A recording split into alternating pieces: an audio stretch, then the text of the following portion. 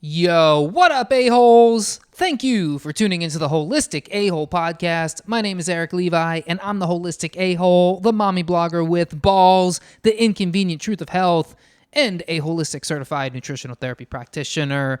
Yo, what up, everybody? Hope you're doing great. Thanks so much for tuning into the latest episode here, where we got some interesting stories from the previous week to fill you up all nice and holistically, get you all primed and ready to hit them streets with all this holistic a-hole knowledge, which is really the most important knowledge you got to know. You know, you can read you could watch your cable news, you could read the USA Today, and it's just word porn. It's just word porn to get you all triggered and angry, and to get you to keep clicking on more stuff until you eventually hit an ad, and then you go in the ad and you go, oh, I don't want this crap, and you get out, and then that ad follows you around for the rest of your life until you buy the thing, and you think when you buy it, your life's going to change, and you get all excited, and you're like, finally, I bought the thing that I didn't know I was going to buy until I went into a place that I didn't want to get to, and only got to because I went to a thing that manipulated me based on my information and previous browsing history, and now you got a house full of stuff that you don't even remember buying, you don't even know why you bought, all because you read the fake news in the stupid USA Today. But then when you come to the Holistic A-Hole podcast, you don't got to worry about that, because I'm filling you up nutritionally, mentally, physically, emotionally, with all the stuff you need to know to make your life better. That is my mission statement that will easily fit onto a 6x9 card that we can put on whatever. So that's what's going on. That's what we're doing.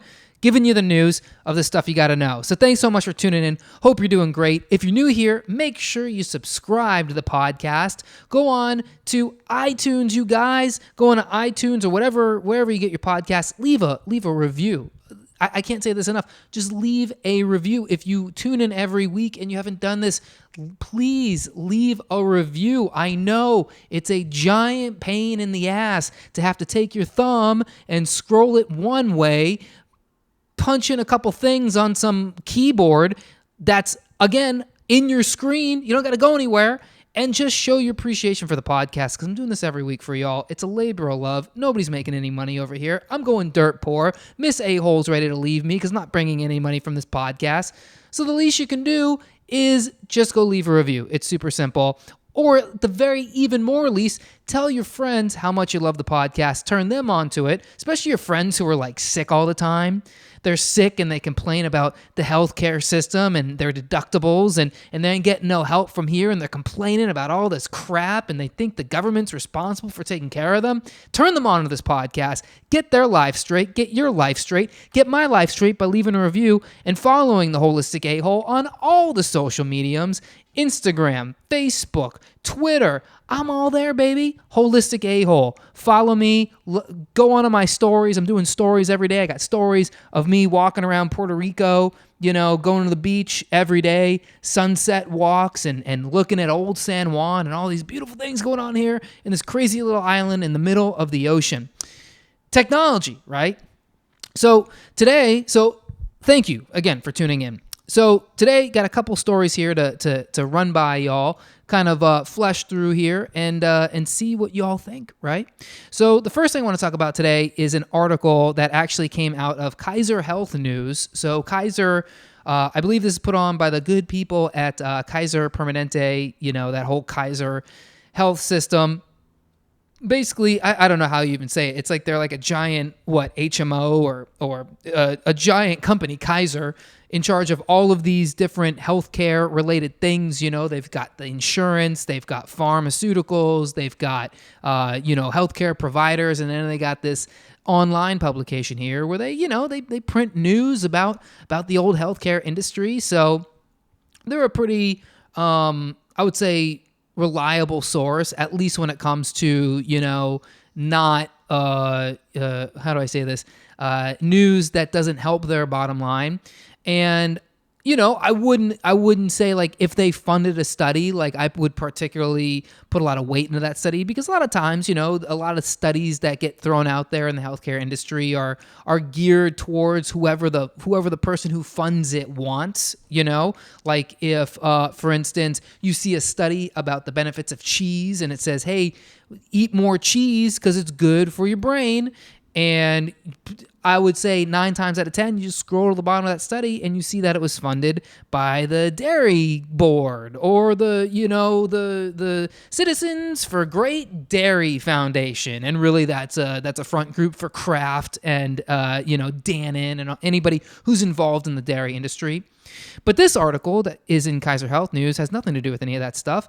In fact, I think it is kind of a warning sign here to the future of our healthcare system, and really to anybody who is in favor of this free healthcare system that is just getting so much coverage and I think is so dangerous to the health of our country. And I'll tell you why as we go through this article. So the name of this article is, again, from Kaiser Health News, American Medical Students Less Likely to Choose to Become Primary Care Doctors.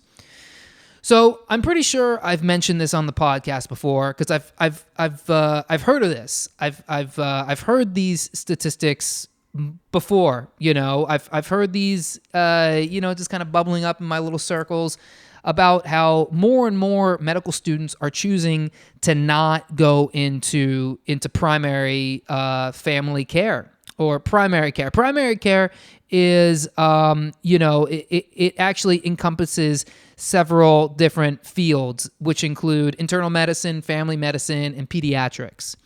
So I actually read about this in a book that was published years ago. So this is not like a new phenomenon. I mean, this trend has been going on for probably 15, 20 years, where medical students are just opting to not be primary care physicians. They're opting not to go into family medicine, pediatrics, or internal medicine. Why? Because first of all, it ain't sexy.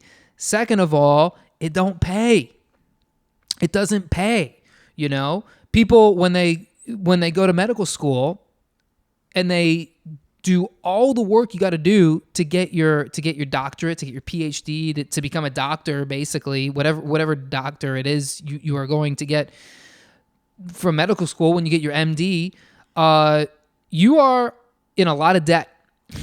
You are in probably, at least over $100,000 a debt, probably more. You've gone to school for, your bachelor's, and then I believe it's like 8 more years after that, right? So best case scenario, you're graduating when you're 30 and you are 6 figures in debt. And you probably got a chip on your shoulder because you just did all this work. You didn't sleep. You probably lost a lot of relationships. You probably now have your own health problems because along with not sleeping, you probably ate crap food while you were up all night studying and reading on a nightly basis. You probably spent, hours, just so many hours in hospitals, in doctor's offices, in your residency, learning how to basically and I think they've changed that rule now to where you can't be working as an internist in a hospital. You can't be on the hospital rounds more than 24 straight hours or something like that. So they've kind of changed that a little bit, which I've actually heard is not such a good thing. Like a lot of doctors are not happy about that new rule because it kind of opens the doors for more, green thumb doctors to be in there doing surgeries that more experienced doctors really should be doing, but because they're not allowed to work as many hours anymore, I think it's like you can't work more than 60 hours, and doctors used to log like 90, 100 hours a week or whatever it was. So as a patient, you go into the doctor's office now, good chance that the doctor who has the most experience isn't working on you, which I know, you're a person, you think like, hey, they're a doctor, they know what they're doing. Dude, they're still using a knife to cut you open. There's still an enormous, margin of error with this. So my point is, is medical students, they leave with a chip on their shoulder, right? There's a reason, I would imagine, why people who graduate from medical school get very irritated when somebody does not refer to them as doctor. I know I would. That would piss me off. If I was a doctor and went through all the doctor stuff and then you didn't call me doctor, I'd be like, go fuck yourself. I'm a goddamn doctor. Don't call me Erik. What are you, my brother? What do we know each other? Get the hell out of here. I'm Dr. Erik. Dr. Holistic A-hole. I'm Dr. A-hole. You piece of garbage. Now get on that table and let me cut you open and pull some organs out. So people who are graduating from medical school are just choosing not to go into these fields because they don't pay as well, right? You could make $150,000, $200,000 as an internal medicine, or you can make $500,000 as a surgeon, right? You could also tell people you're a surgeon. You can write a book as a heart surgeon. You can write a book as as a specialist, right? Even like an ear, nose, and throat specialist. Even as like an endocrinologist. There you get more respect. Even though endocrinologists, most of them are full of shit. Most of them don't even know what they're talking about. Most of them do more damage. How many people have I talked to who have thyroid issues, who have seen their endocrinologist and have just gotten worse since they saw their endocrinologist? It's real. And I'm not one to sit here and be like, man, an endocrinologist, they suck, even though I just kind of said that.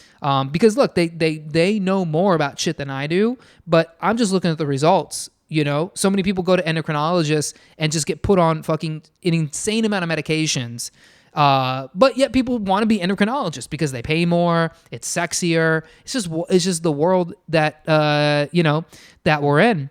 So the reason this concerns me is because, look, if you ever needed proof that the idea of having more money spent in the healthcare system is a good idea, here's your proof.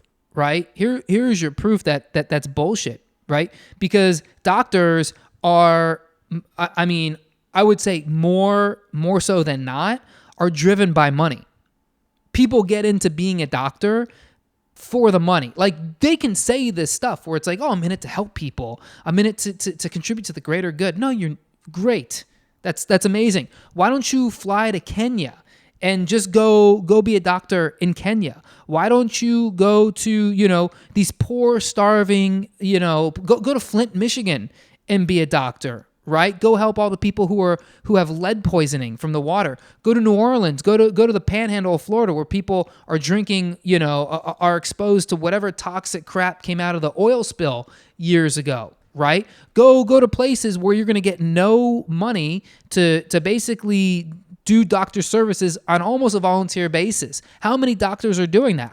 There's a lot that will. There's plenty people who, plenty of doctors who, they serve in the military or they serve, in the Red Cross, and they'll put in a lot of volunteer time. And then there's a lot of doctors who are like, no, fuck that. Show me the money. I would say there's probably more doctors that are saying, show me the money. So what happens if we have a free healthcare system where everybody's got Medicare? And like, according to Bernie Sanders, there's no copays, there's no deductibles, there's none of that stuff, right? There's just, you're a person, you have a heartbeat, you have a couple eyes, you are able to go just see doctors, whatever doctor you want to go, just go see them. What if they're a network? The networks don't exist anymore.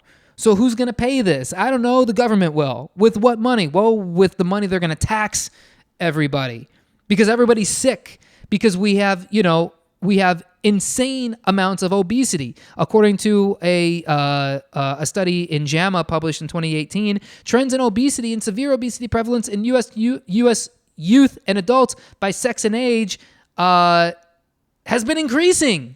It's been constantly increasing. People are just getting fatter and sicker and fatter and sicker and fatter and sicker. And no, I'm not going to go with the trope of people are just lazy pieces of shit. Okay, I used to think that. I really used to think that. But now I understand that it's so much more complex. Do I think people are lazy pieces of shit? Yes, on the whole, for the most part, yes, I do.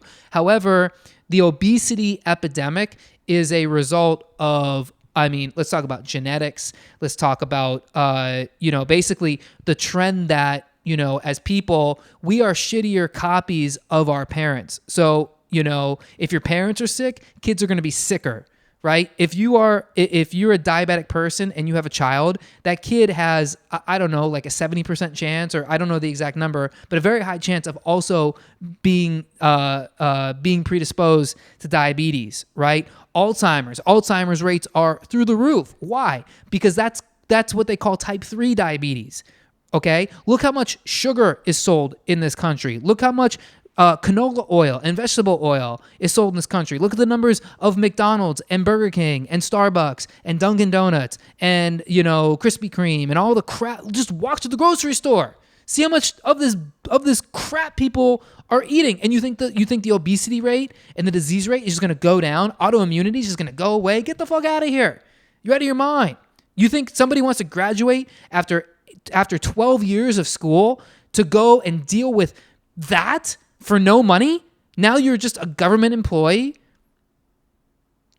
And if you want to pay doctors, what they're being paid now, if we have to pay, tens of thousands of people over $100,000 a year, a couple $100,000 a year, $500,000 a year, where's that money coming from?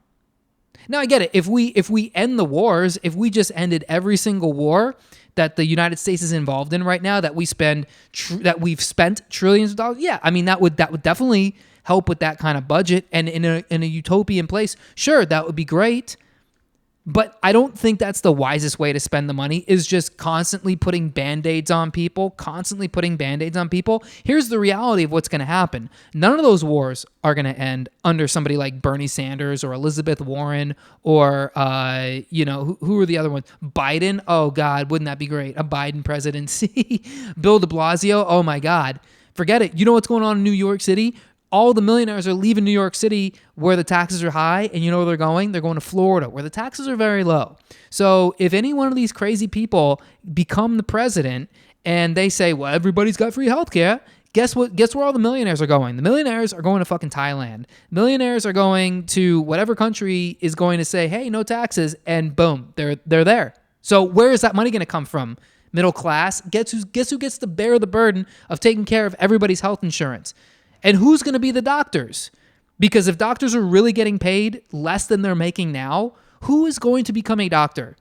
Who would deal with that nightmare of becoming a doctor, let alone a primary care physician?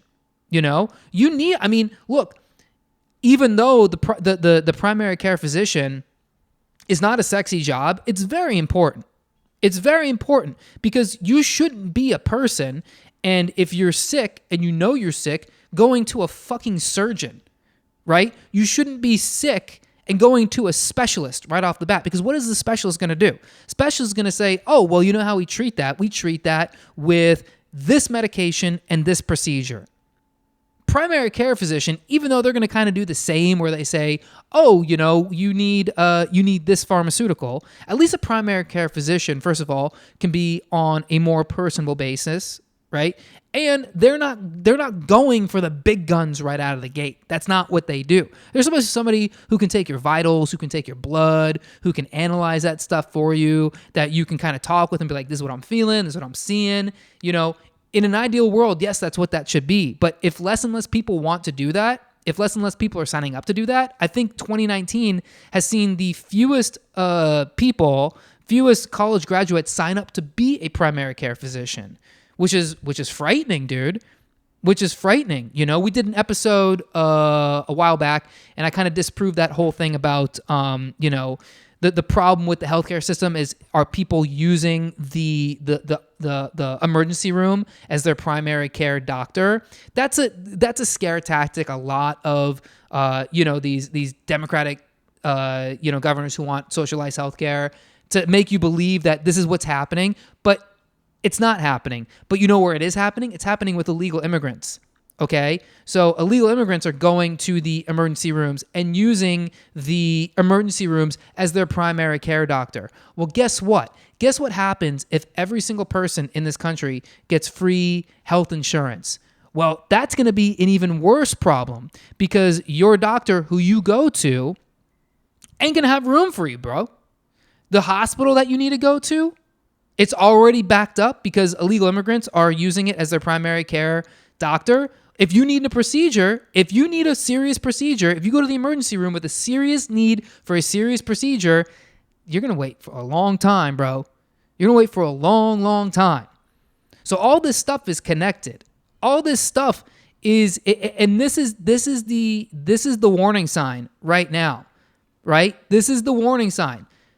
In 2019, the least amount of people, or it might be, the numbers might be from 2018. Either way, in the last year, the least amount of people ever it was according to a 2019 report. The smallest amount of people pursuing a career in primary care fields is the lowest it's ever been.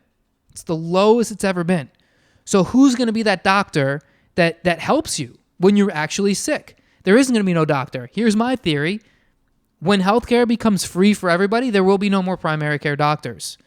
There will be no more primary care doctors. This is what primary care is going to be. You're going to have something wrong with you.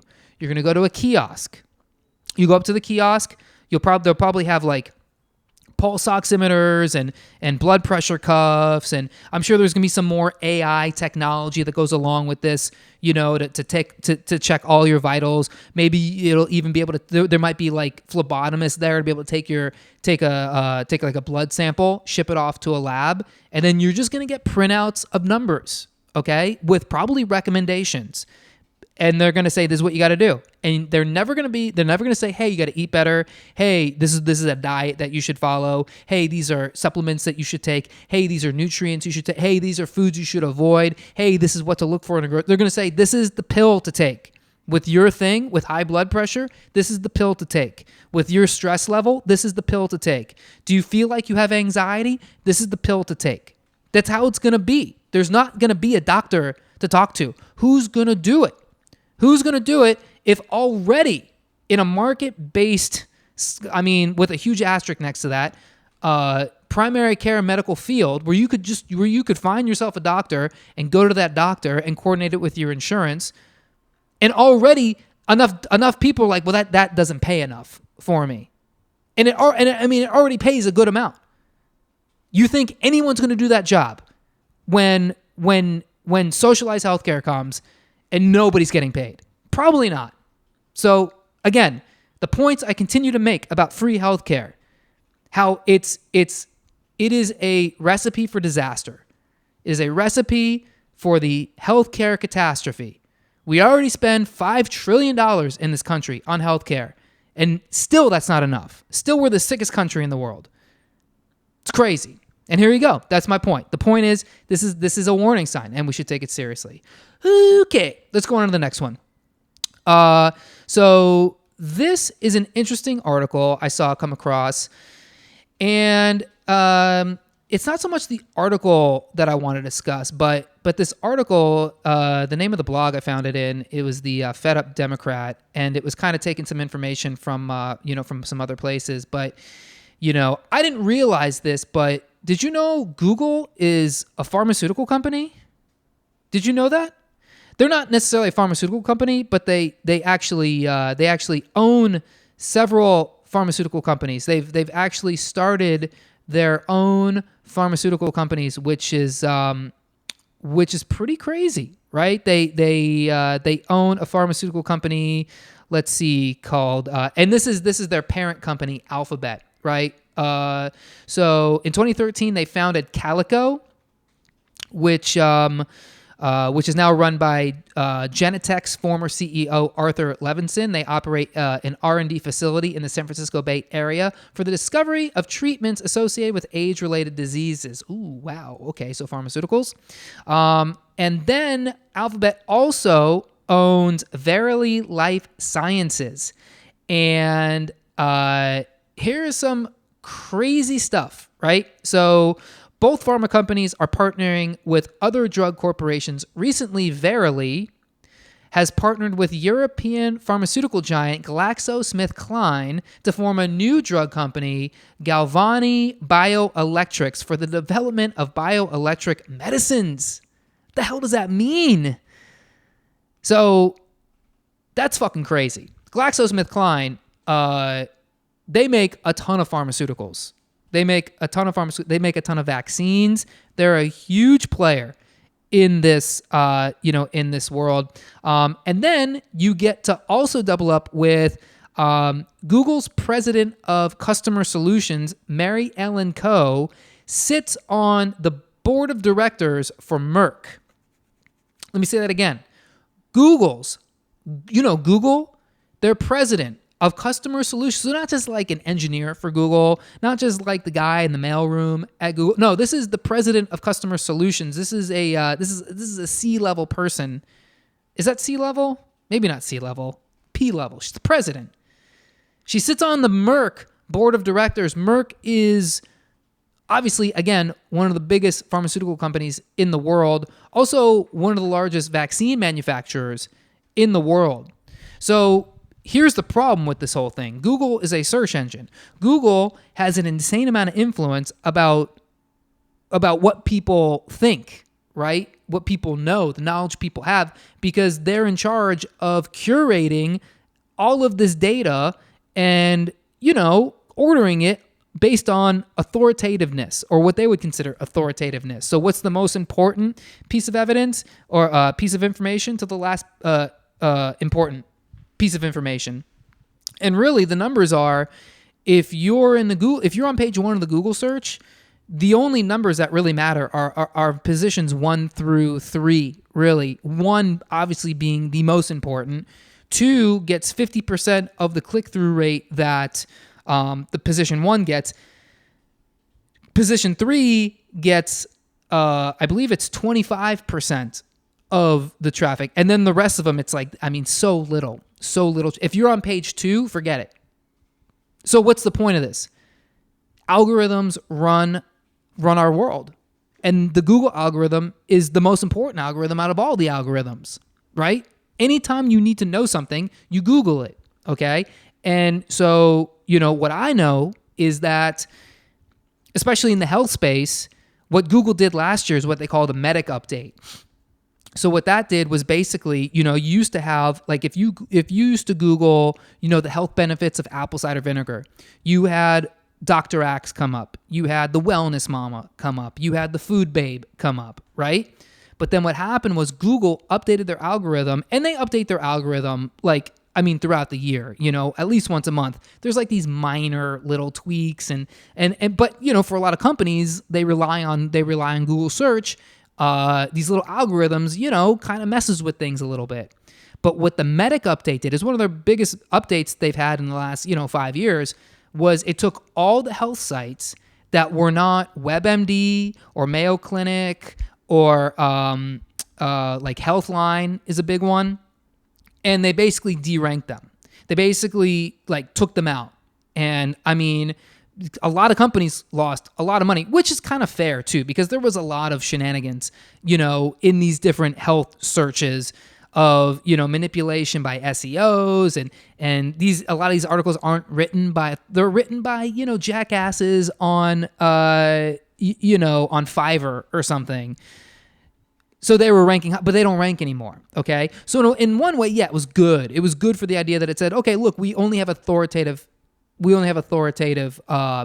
people writing about this. But at the same time, Google is now the purveyor of that information. Google gets to decide who is authoritative on a search. So you have to know that it's kind of a big deal that if Google has basically rejiggered, can you say jigger anymore? If it's rejiggered its algorithm so that what they decide is authoritative shows at the top. Also, they just so happen to own 2 pharmaceutical companies. You don't think that's kind of a big deal? You don't think it's kind of a big deal that maybe Google, a for-profit company who now owns 2 for-profit pharmaceutical companies, wouldn't do everything they can to help put information out there that helps their bottom line, i.e., sells more pharmaceuticals for them, which, usually translates in the health world to studies being published, to like a lot of studies and research being published that is skewed in a certain direction.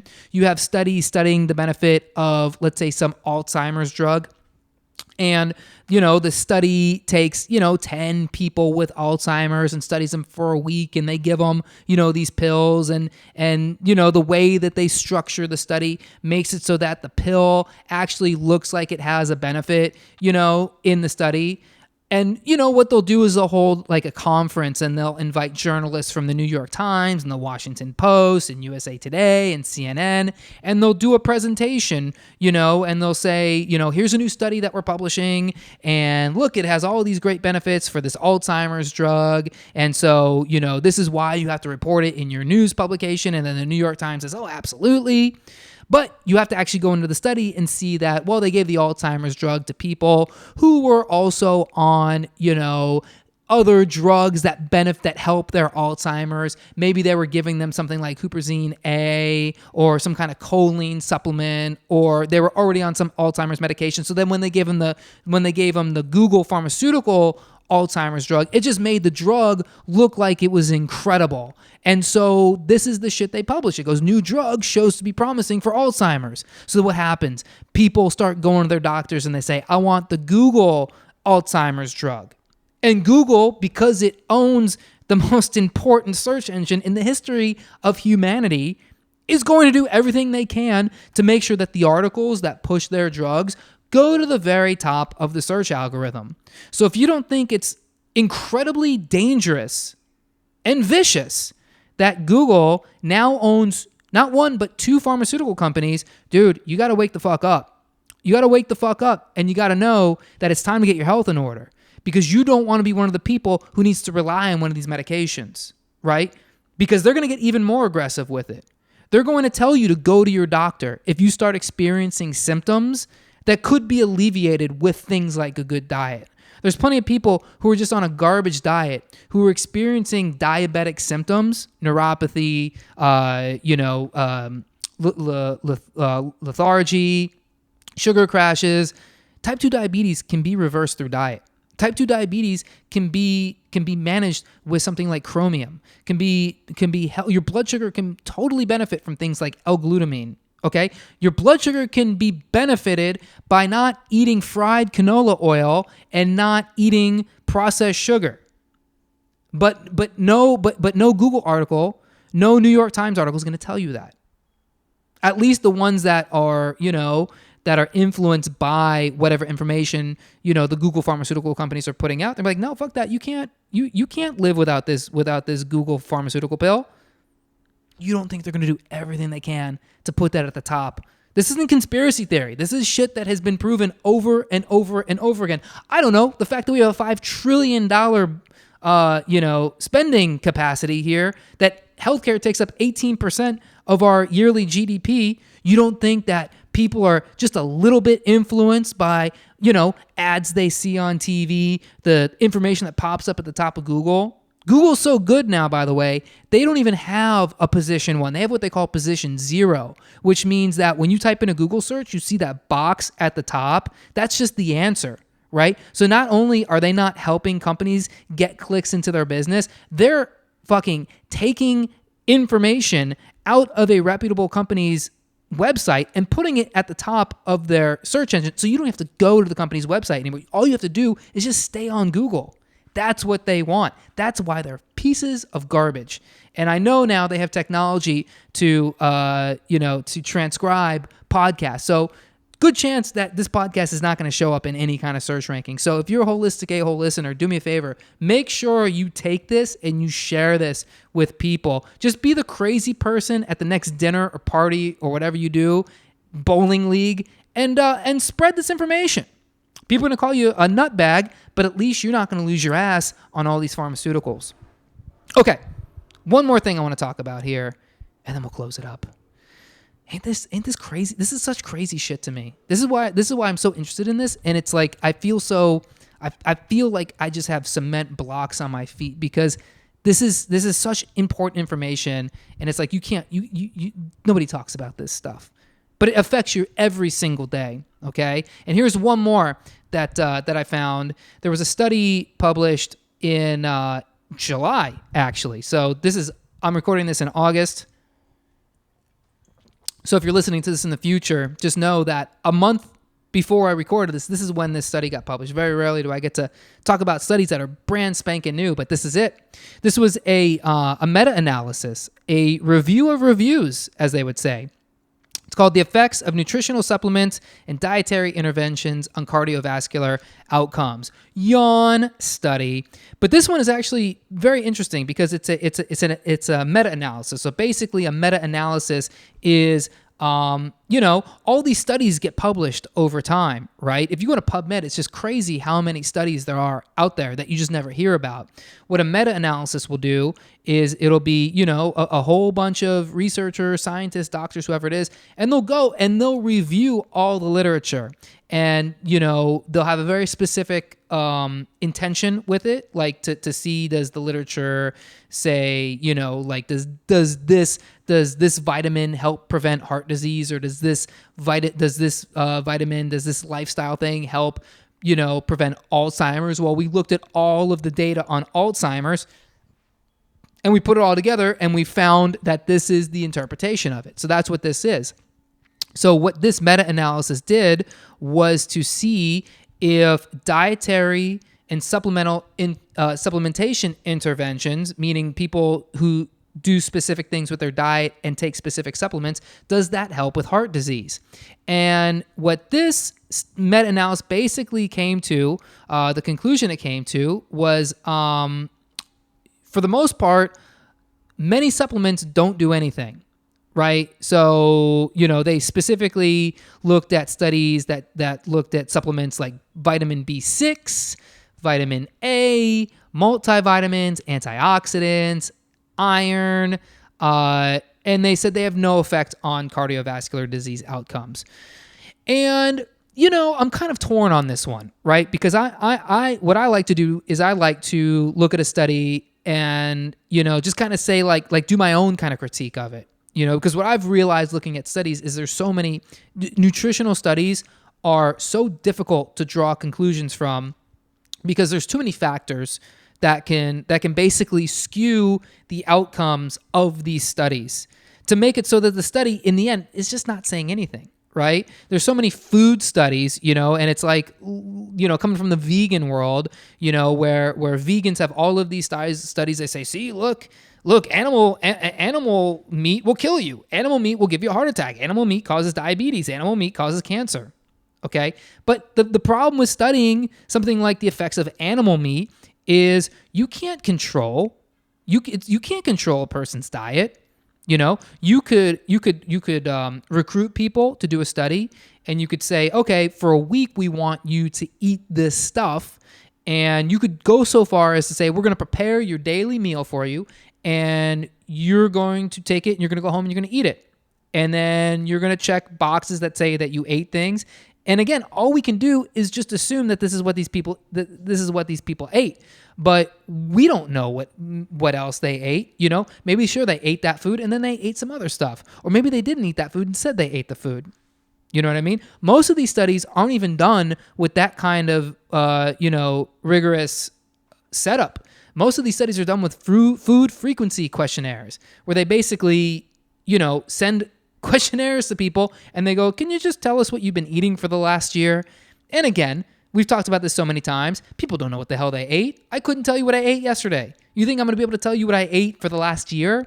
Probably not. So this is the problem with so many of these studies. And then it's like you have other, we don't know how so many of these different supplements and nutrients interact with other nutrients. We don't know how, you have something like sleep. Sleep can 100% affect, your insulin response, your ability for your digestion to work, digestive bacteria, right? Like who knows, one person's digestion works differently than another person's digestion, which can directly affect, again, something like your insulin response, your stress hormones. It can affect your, it's just endless the amount of variables you have when it comes to nutrition. So that's why I'm always very skeptical of these studies, right? So in the end, all you can really do is just kind of gauge for yourself.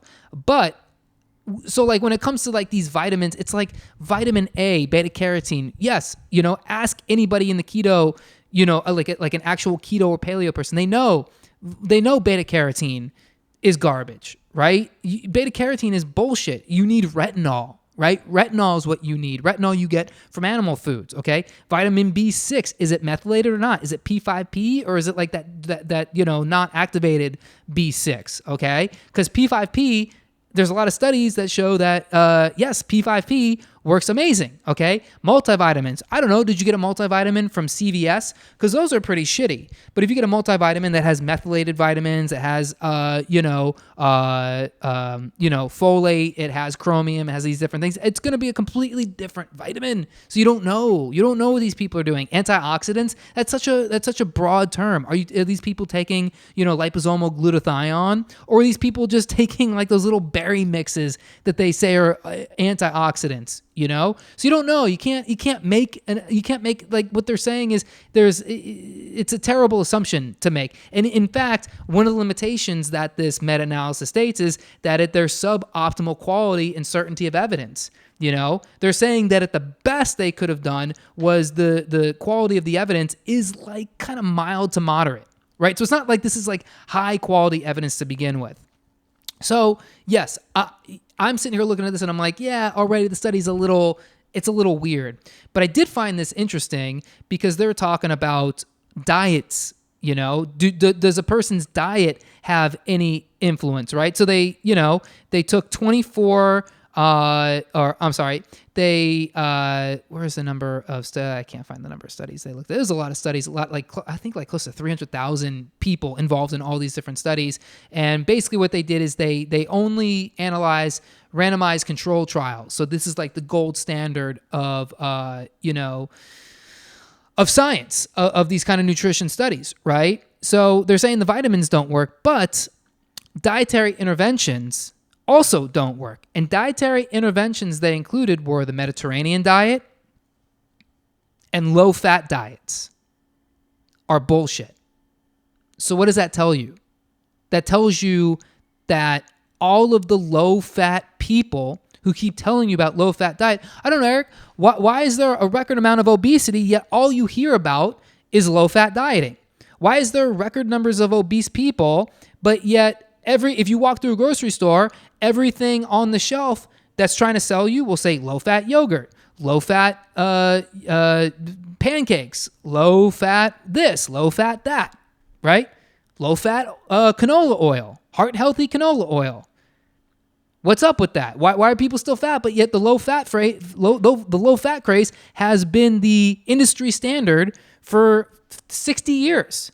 Well, because it's bullshit, because it doesn't work. These people, this study specifically states reducing saturated fat intake has no benefit. Has no benefit on heart health. I don't know if what about obesity, but specifically because this study studied, cardiovascular outcomes, myocardial infarction,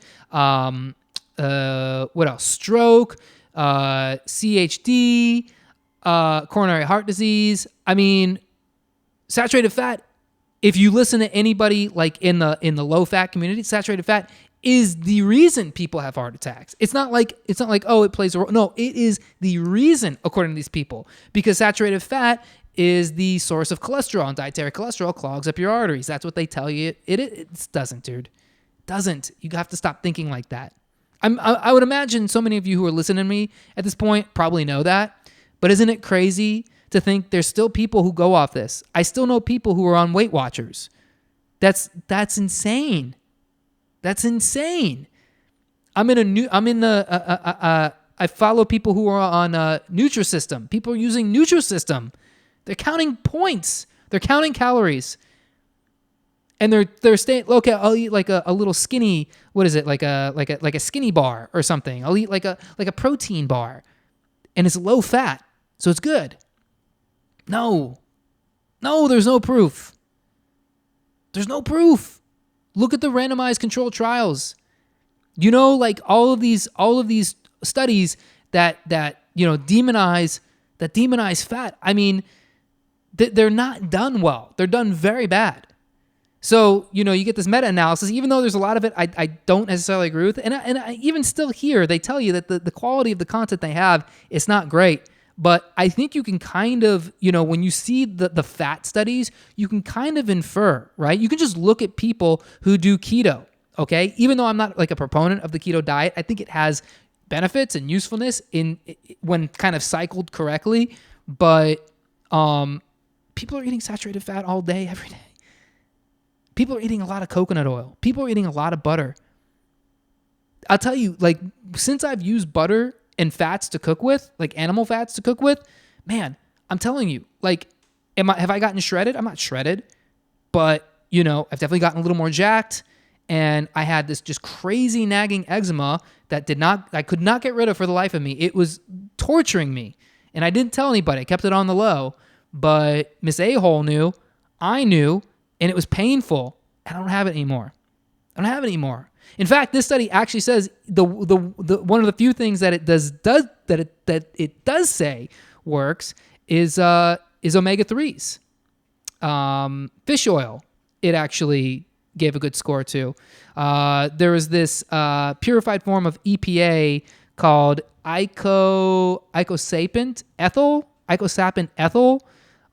which it's a like a super high dose of EPA, which is like a precursor to omega-3s, I believe.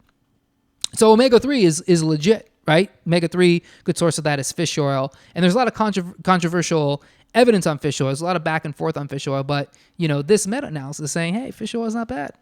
So, you know, look, when you kind of tie everything we've talked about in this podcast together, you can see kind of the common theme, right? It's dangerous that someone like Google has all of this, all of the ability to directly affect the decisions you make as a healthcare consumer, which is a problem because less and less people are going to become doctors, which is a problem because now you have to try to deal with health in your own way. And so much of the stuff out there to buy to be healthy is garbage. We've been saying this over and over again. Okay. And probably the reason why that study does not have optimal information is because the variance in quality of healthcare of supplements, it's night and day. You know, it's night and day. It's like if you go to Costco and you get some Kirkland multivitamin versus if you get a multivitamin that was made by someone like Biotics Research or Pure Encapsulations, you're getting two completely different things, right? The quality of the products from some of these companies far exceeds. I mean, you're talking about supplements like Kirkland supplements. I don't know if this is Kirkland specifically, but a lot of these supplements made in China. Got all kinds of fillers, you know, made with just crap, made with like soy and corn, and you know, they put. The quality, the assurance quality is just so terrible with the fillers they put in these things that sometimes you take them, they just make you sicker. Yeah, it sucks, but that's why you got to listen to the Holistic A-hole. I'm not going to steer you. I'm not going to steer you in the wrong direction. I'm going to help you get the right shit in your body because that's what's important. Because again, we might not have doctors in a few years, which is crazy to think about, but I kind of see that coming down the pipe. So I hope you all enjoyed the podcast. I hope you maybe take something away. Again, if you loved it, please subscribe to the podcast. Go on to iTunes, leave a 5-star review. I think you could do it right there in your Apple Podcast player. And share this with your friends. If you loved it, take a screenshot on your phone, share it on your Instagram story, tag me at Holistic A-hole, join the Holistic A-hole's Facebook group or the Bro Health Facebook group, and keep listening. I'll catch you all on the next one. Thanks so much for listening. Peace.